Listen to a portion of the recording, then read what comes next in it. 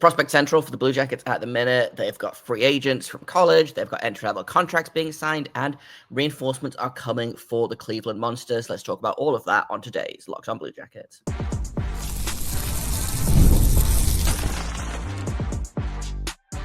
You're Locked On Blue Jackets, your daily podcast on the Columbus Blue Jackets, part of the Locked On Podcast Network, your team every day.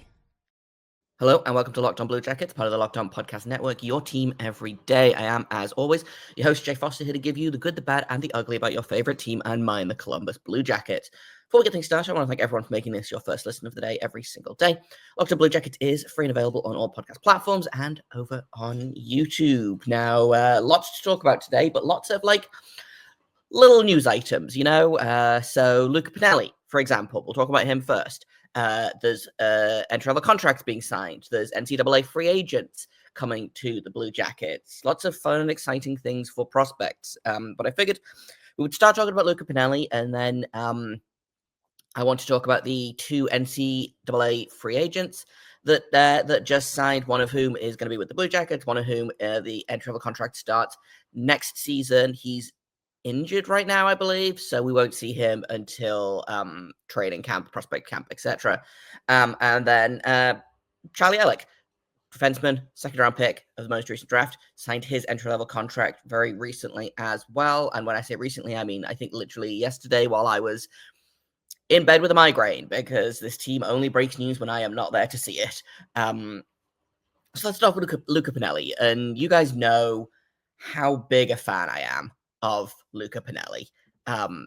He has been so fun to watch in the excuse me, in the OHL this season. Last season was a 4th round pick that I and a handful of people who are much smarter than me actually had as a potential 1st round or early 2nd round piece. I believe size had a part in him dropping. I believe he was injured as well, which also had a part in it. So he dropped to the 4th round. Blue Jackets picked him up, and he rewarded them by scoring 48 goals in 68 games on, honestly, on not a very good Ottawa 67s team. Stayed with the team this year, again, even though the team was miserable, scored 37 goals, 34 assists for 71 points in 52 games. The team did not make the playoffs this year. There was a lot of talk about whether they would trade him for a skrillion picks. He said he wanted to finish his junior career with Ottawa, so they kept him. Again, the team probably underperformed a little bit. There was him and Henry Muse were really the only real pieces on that team. But again, Luca Pinelli somehow managed to get almost 40 goals despite being the only forward on that team. Now his junior career is done. He is old enough to join the AHL, so to the Monsters he goes. He actually joined them last season for their playoff push. Didn't get into any games, but I think they mostly just wanted to Black Ace style and have him there, get him some pro practices, get him some pro training, some workouts, things like that. But now it looks like he's going to be there permanently, because technically he's only 19 right now, but because he turns 20 before January, he is officially old enough for the AHL, I believe is how it goes. So we'll see him full time with the Monsters next season, which should be very exciting indeed. Like I said, I'm a big fan of this kid. He's got that real energy of every day, as we'll know this, about how I feel about small skilled players. I'm not saying that he's Johnny Gaudreau, but he certainly fits that mold, right? Of is 5'9", and he's gonna make sure that you know about it, right? He's a lot more physical than Gaudreau.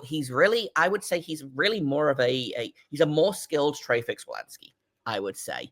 And again, I love Trey Fix-Wolansky. This is no slight to Trey Fix-Wolansky, but Pinelli is a level up from him. 170 pounds, like I said, 5'9", just kind of only knows one speed to play the game, and it's all. It's again the Treyfix Wolanski type. It's the Gavin Brindley type. It's like Jarmo Kekalainen had a type that he liked to draft, and Luca Pinelli fits into that mold extremely well. So I'm really excited to see him make his pro debut. I don't know if it'll be this coming weekend. I think probably get a couple of practices in, see how he does. But I'm expecting Luca Pinelli to make his pro debut within the next couple of weeks, which should be really exciting. And do I think he's going to make the Blue Jackets next season? No, probably not. But he's not necessarily a project player, but he's a guy that I kind of see him going on the Luca Del Bel Blues development path, right? Of solid rookie season, explodes the next season after that, maybe get some NHL time then. He does play center for the he played center for the Ottawa 67s, his junior team. I imagine they'll probably want to try him at center in the AHL. I think he probably turns into a winger at the NHL level, but like again, if you can get him onto your third line in the NHL in 2 years' time, that's a victory, right? Like to get a third line player from a 4th round pick, I think is pretty impressive, right? So that's kind of Luca Pinelli. If people weren't aware of him, again, I assume that if you listen to this show, you are aware of him because we talk about him all the dang time. Shame that his junior career kind of ended with a whimper and not a bang, but great to see him again, ready to make that jump to the next level. And so we'll be keeping an eye out for his pro debut, which again I don't think will be this weekend, but hopefully will be pretty soon. Now let's switch tacks. Let's talk about some college free agents. Just because the Blue Jackets have decided that they need to do a couple of them. Or not decided they need to do a couple of them. One of them I'm really excited about. The other one is a guy that, you swing on because you might as well swing on him. So I'll take a quick break. And then when we come back, I've actually got a little interview for you because I want to talk about Jack Williams, who was the captain at Northeastern, just finished his college career, and will be with the Blue Jackets as of, I believe, tomorrow morning, which is exciting. So I sat down with Mike Davis, who runs the Northeastern Hockey blog, to basically just kind of get the inside scoop on Williams, what we should expect, what we should be excited about, and all that good stuff. And then I want to talk a little bit as well about Caleb McDonald, who the Blue Jackets also signed to an entry-level contract. So we'll do all of that in just a second here on Locked On Blue Jackets. First, I've got to tell you about Trade Coffee, because if you're like me, your mornings have to start with a good cup of coffee. But I got tired of, paying $8 for a latte from a coffee chain that I won't mention by name. And that's why I turned to Trade. Let me tell you, this coffee is next level. Trade is the #1 specialty coffee marketplace in the US. They bring you fresh coffee from over 50 of the country's top roasters, and their experts have taste tested thousands of coffees, curating over 450 amazing roasts. Whether you're new to coffee or you know exactly what you like, they can handpick the perfect match for you. The first bag I got is kind of fruity. It's got key lime pie. It's got peach. It's so good as a cold brew. My wife has been taking it to work every day this week, and she loves it as well. But good news is, if I didn't love it, no worries. Trade will replace your first bag for free until they get it right. So if you try it and you don't like it, get a different one, and Trade will sort that out for you. Right now, Trade is exclusively offering our listeners 40% off with your first order at drinktrade.com/lockedonnhl. That's drinktrade, TRADE.com/lockedonnhl for 40% off your first order. drinktrade.com/lockedonnhl.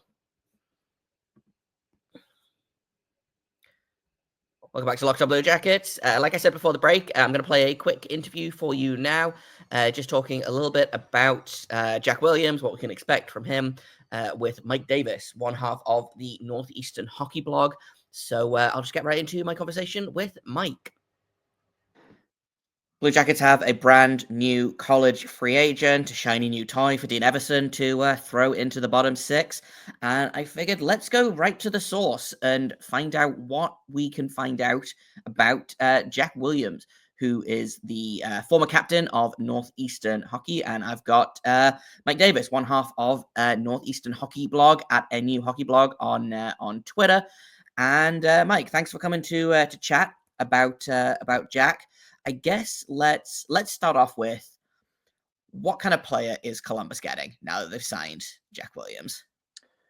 Thank you for having me on. Jack is one of my favorite players that I've seen come through Northeastern in quite some time. And for the past couple of years, he's really been the lifeblood of what Northeastern hockey is about and has been on the ice. He was captain this past year as a junior, top line center. Last year he was in the middle six. He was mostly second line center, so he got elevated this year. Started his career on the fourth line, and by the end of his freshman year had worked his way into the middle six. And I start by saying that because that is the quintessential characteristic of what Jack Williams is as a player, is that he will put in the work. He is one of the hardest working players that I've seen at Northeastern in quite some time. He's got plenty of skill. He has been a dominant faceoff man in the NCAA the last 2 years, well over 50% winning percentage both years. He played on the power play at Northeastern. He played on the penalty kill at Northeastern.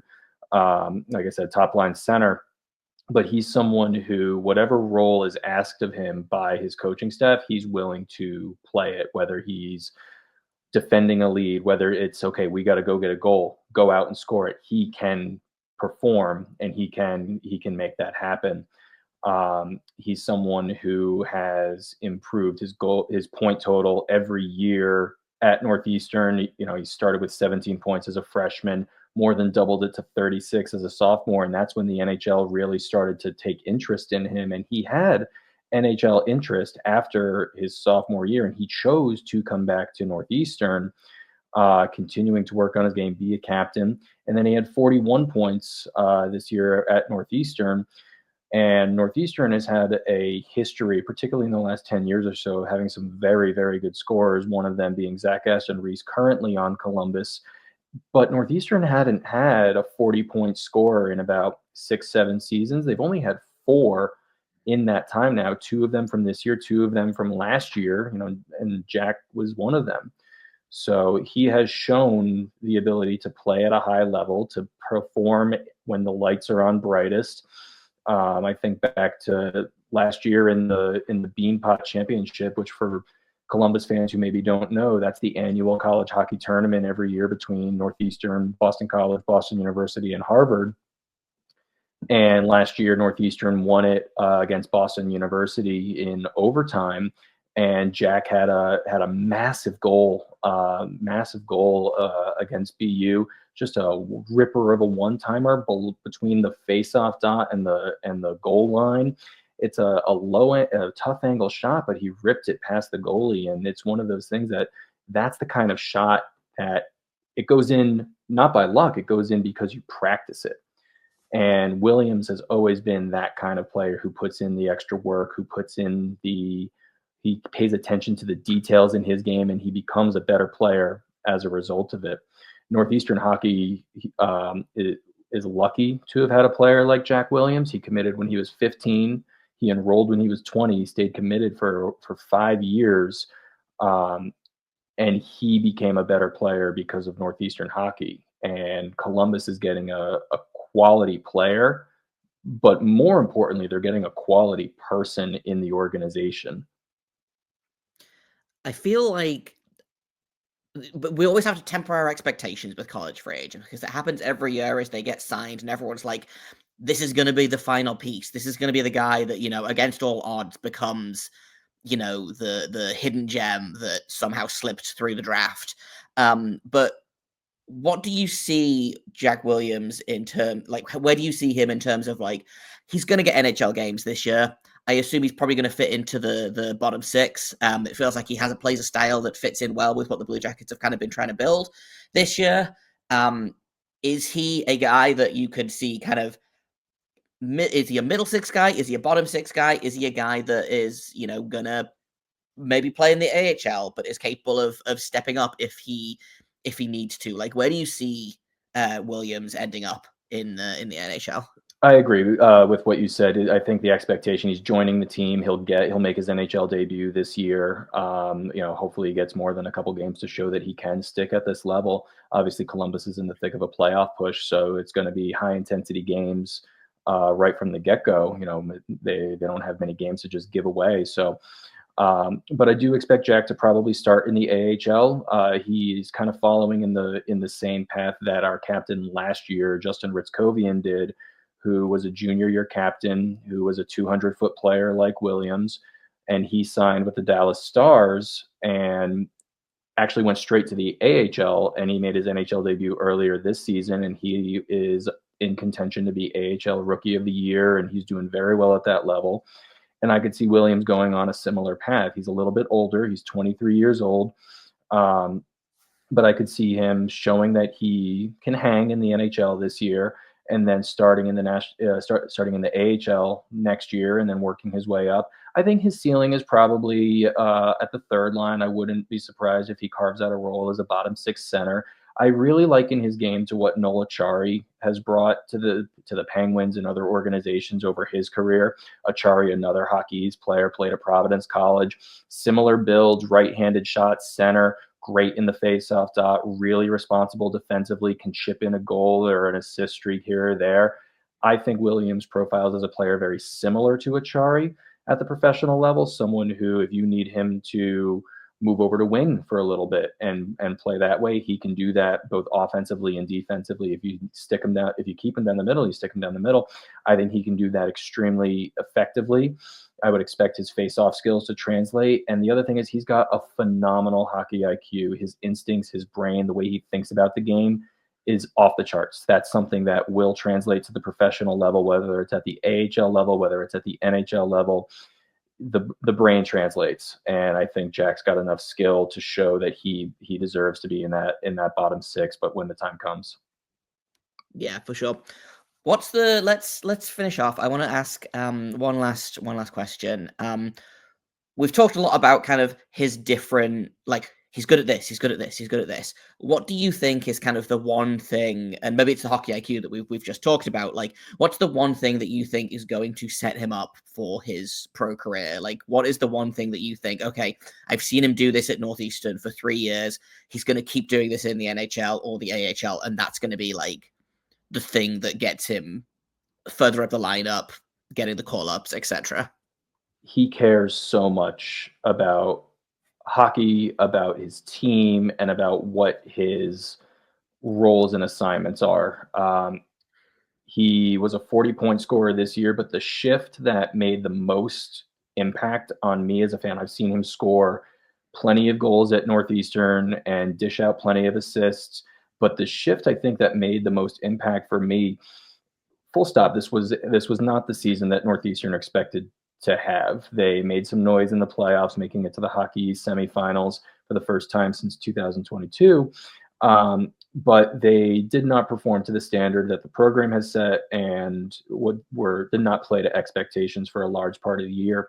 It would have been very easy for the players to pack it in and say, you know what, we're done. Let's focus on where I'm going next. But they didn't, especially Jack. In the home finale of this regular season, senior night, they played Providence and they were down a goal, and they pulled the goalie, and a puck left the offensive zone. It was going down. It was a two-man race, Jack against a Providence player, and Jack went the full near 200 feet, back checked, broke up an empty net chance, reset, and gave Northeastern one final rush up the ice because he put that effort in. And that's a level of heart, that's a level of caring that you can't teach. But didn't matter how the season was going, Williams always was stepping up to the next moment. The head coach Jerry Keefe came out in his post-game presser after the hockey semis and said he played that game with the flu.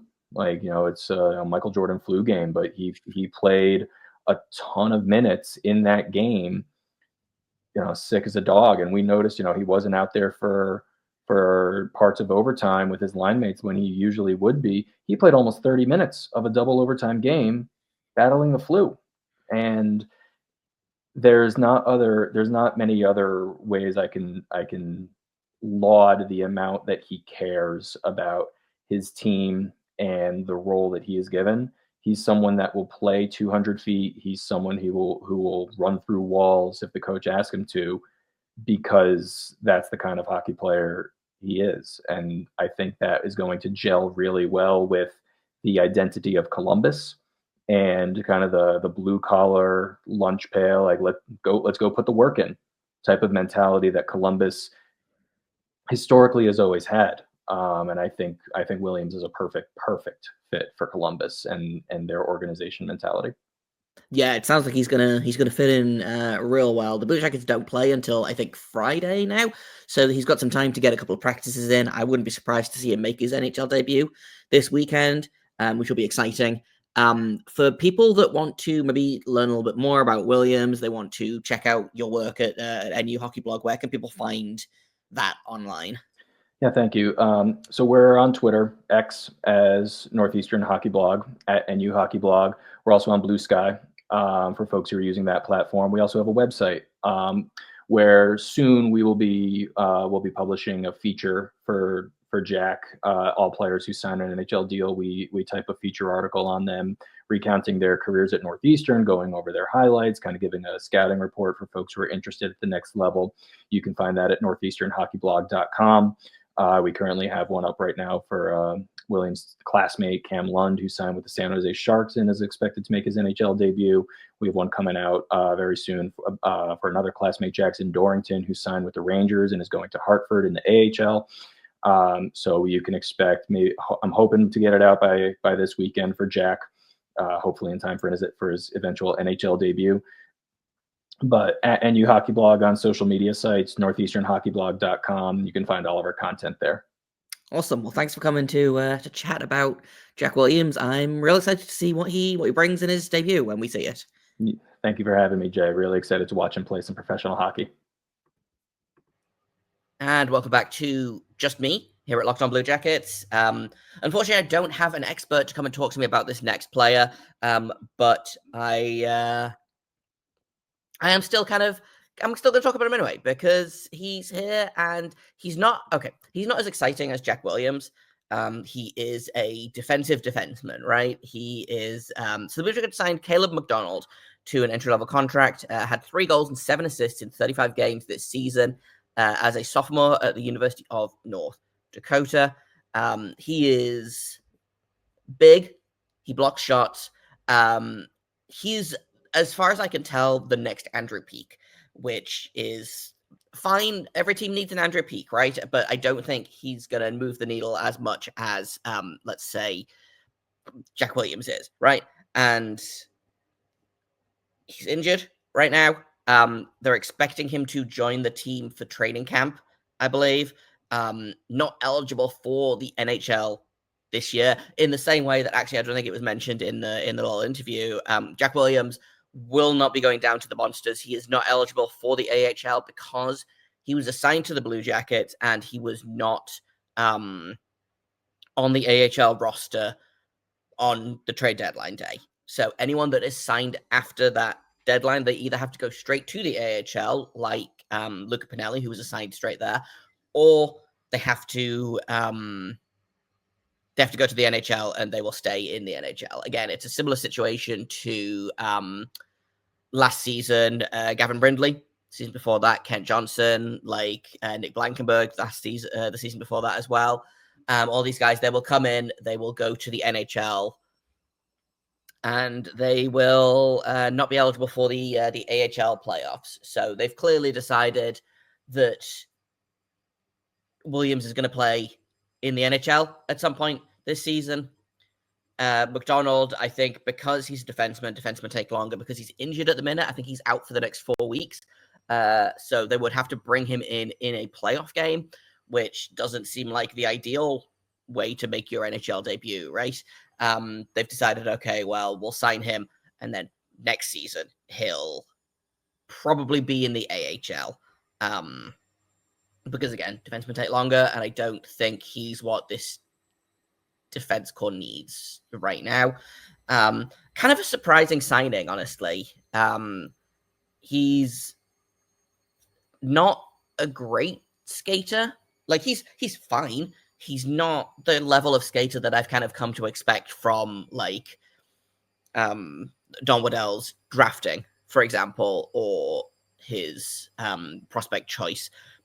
But again, this is a guy that you take a swing at, because if he can turn into a decent bottom pairing shutdown defenseman, then that's never a bad thing, right? But he's probably a couple of years away, so I'm not gonna sit here and be like, yeah, Caleb McDonald is the answer to this blue line, but he is potentially a guy that, again, in 2 to 3 years might be serviceable. And that's the kind of swings. Again, college free agents are kind of a great low-key place to find hidden gems like this. And again, like I talked about this with Mike, like Jack Williams is not going to change the Blue Jackets fundamentally, right? He's going to be a bottom six guy. He's going to be a third line guy. But you don't have to give up assets for him. You don't even have to give up a draft pick for him, and you get a 23-year-old that is a little bit more physically mature, is a little bit more kind of developed in his game, in theory. So kind of what you have with them. And sometimes you get, like I said, sometimes you get a hidden gem. Like the Blue Jackets have had some success with this before. I think Josh Dunn is a good example of this. He was a college free agent a couple of years ago. Obviously, he's with Buffalo now. Again, never really cracked the NHL roster, but was a very good Cleveland Monster for a couple of years there, right? And if that's as high as these guys get, then that's still, you got a player for free, basically. So that's kind of how I feel about McDonald specifically. Williams, I have slightly higher hopes for, but again, this team is not going to turn down free players, especially college free agents. Again, I feel like there's a real underrated, I feel like people think that because they weren't drafted, they weren't good enough to be drafted, right? And maybe that's true, but some guys are late bloomers. Some guys are, not ready. Some guys are ready 2 to 3 years later, again, go back to Jack Williams. He's, I think, 23 years old. He didn't actually go to college until he was 20, right?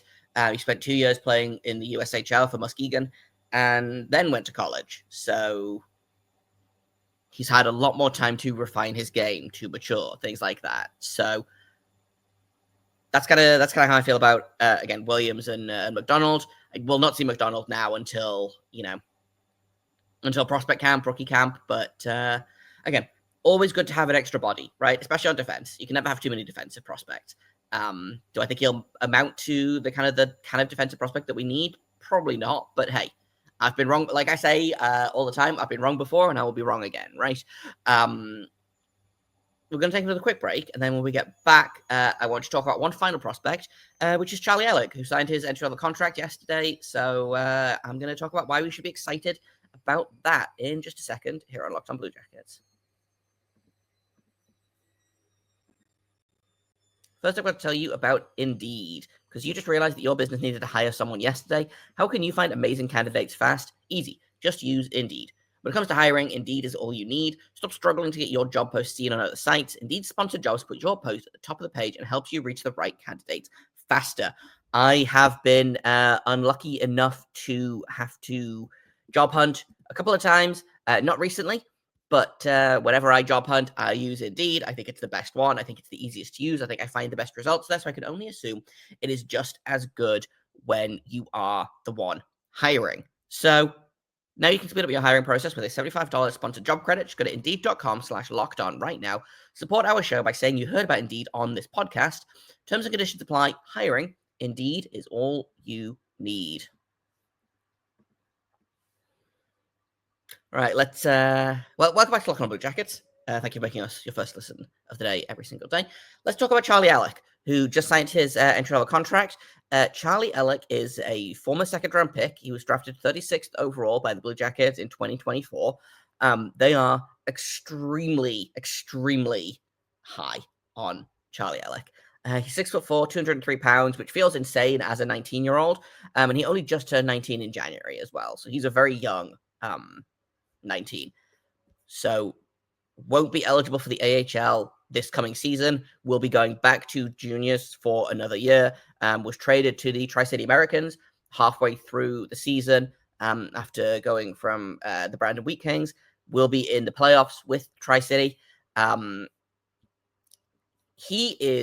are hoping, going to be an extremely good second pairing defense for the Blue Jackets. Right now, I think the hope is that they need a partner for Denton Matejchuk, right? The hope, I think, is that Dante Fabro will be there with Werenski for the next however many years. I don't know what's going to happen with Provorov. I don't know what's going to happen with Severson. Branson's done after this year. I don't think he'll be back. He might sign like a 1-year contract, but I don't think so. Like Jake Christensen plays on the left. Jack Johnson's going to be gone. I think Jordan Harris is going to be gone. The Blue Jackets need to find a defense partner for Matejchuk, right? And obviously, the hope was that it was going to be Jiricek. It's not going to be Jiricek. Could it be Charlie Elick? And I think, yes, potentially. He is an excellent skater, much like Matejchuk. He is more defensively minded than Matejchuk. Although Matejchuk's defensive game has really come on in the NHL, which surprised me because he was a guy that, I was like, oh, okay, well, this is another Werenski type, right? Extremely good offensively and is not an abject disaster in his own zone. Whereas Denton Matejchuk hasn't seen his offense really pop yet, but has been extremely good in his own zone.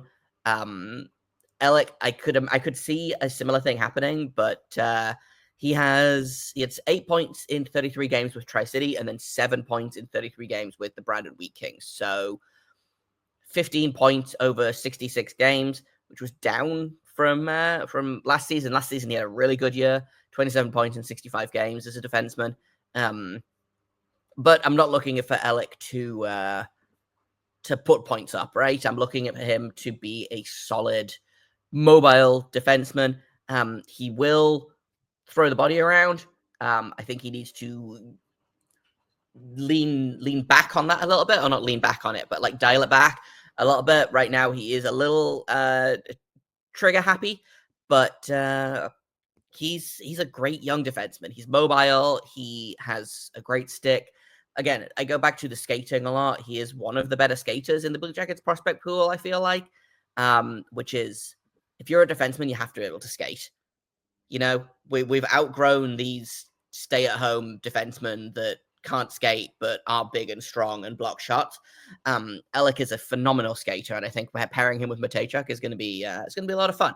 So that's just a quick little scout on Charlie Elick. I did have him on the show not very long after he was drafted. So if you want to hear about him from him, you can find that on somewhere on this channel. Just search Charlie Elick, Locked on Blue Jackets, and it should pop up. And that's kind of all I've got for today. Tomorrow, the Blue Jackets play a game tomorrow, which is exciting. It's been a million years. So we'll do a preview of the game against the Canucks. The Blue Jackets, by the way, are getting a lot of help from the out-of-town scoreboard. Basically, everyone in competition with them has lost the past 1 or 2 games. So even though the Blue Jackets haven't played since Tuesday, they haven't actually lost any ground from anyone. They remain 2 points out of a playoff spot. So this weekend, huge. Need to get a win against Vancouver. We'll talk about, again, what that means, how they're going to get that win, all of that good stuff on tomorrow's episode. Sounds like Cole Sillinger might be back, which is very exciting. Sounds like Jake Christensen might be back, which is also very exciting. We'll see what happens in morning skate tomorrow. But thank you for listening to this episode.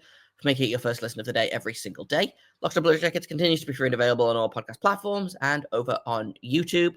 I've been Jay Foster. You can find me on Twitter at _Jacob Foster, JAKOBFORSTER. You can find the show at LO_Blue Jackets. And if you have comments, questions, criticisms, feel free to email me at lockedonbluejackets@gmail.com. Thank you once again for listening. And until tomorrow, make sure you stay locked on.